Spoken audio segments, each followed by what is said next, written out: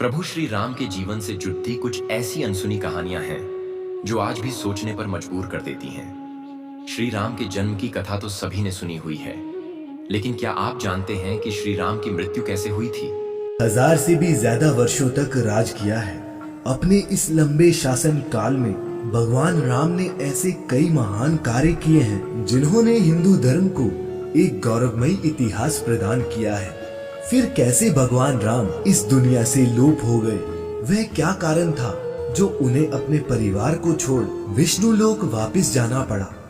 पद्म पुराण में दर्ज एक कथा के अनुसार एक दिन एक वृद्ध संत भगवान राम के दरबार में पहुंचे और उनसे अकेले में चर्चा करने का निवेदन किया। उस संत की पुकार सुनते हुए प्रभु राम उन्हें एक कक्ष में ले गए और द्वार पर अपने छोटे भाई लक्ष्मण को खड़ा किया और कहा, यदि उनके और उस संत की चर्चा को किसी ने भंग करने की कोशिश की तो उसे वे स्वयं मृत्यु दंड देंगे। लक्ष्मण ने अपने ज्येष्ठ भ्राता की आज्ञा का पालन करते हुए दोनों को उस कमरे में एकांत में छोड़ दिया और खुद बाहर पहरा देने लगे। वह वृद्ध संत कोई और नहीं बल्कि विष्णु लोक से भेजे गए काल देव थे, जिन्हें प्रभु राम को ये बताने के लिए भेजा गया था कि उनका धरती पर जीवन पूरा हो चुका है और अब उन्हें अपने लोक वापस लौटना होगा।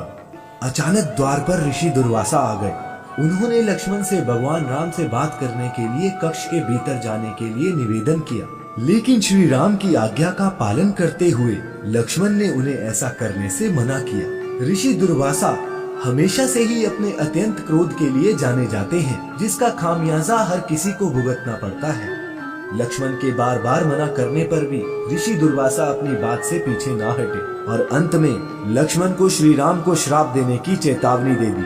अब लक्ष्मण की चिंता और भी बढ़ गई। वे समझ नहीं पा रहे थे कि आखिरकार अपने भाई की आज्ञा का पालन करे या फिर उन्हें श्राप मिलने से बचाए। फिर लक्ष्मण ने एक कठोर फैसला लिया।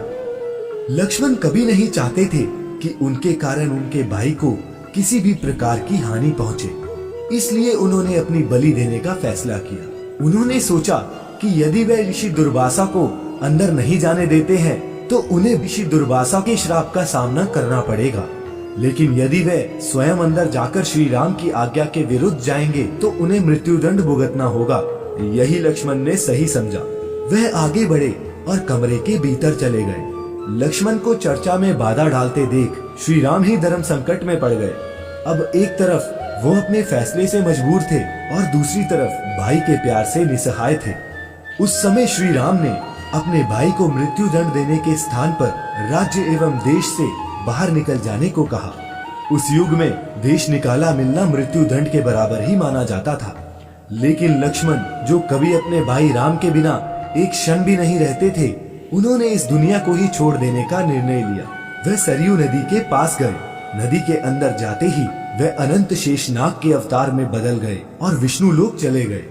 अपने भाई के चले जाने से श्री राम काफी उदास हो गए। प्रिय श्रोताओं, जिस तरह राम के बिना लक्ष्मण नहीं, ठीक उसी तरह लक्ष्मण के बिना राम का जीना भी प्रभु राम को उचित न लगा। उन्होंने भी इस लोक से चले जाने का विचार बनाया। तब प्रभु राम ने अपना राजपाट और पद अपने पुत्रों के साथ अपने भाई के पुत्रों को सौंप दिया और सरयू नदी की ओर चल दिए। वहां पहुंचकर श्री राम सरयू नदी के बिल्कुल अंदर वाले हिस्से तक चले गए और अचानक गायब हो गए। फिर कुछ देर बाद नदी के भीतर से भगवान विष्णु प्रकट हुए और उन्होंने अपने भक्तों को दर्शन दिए।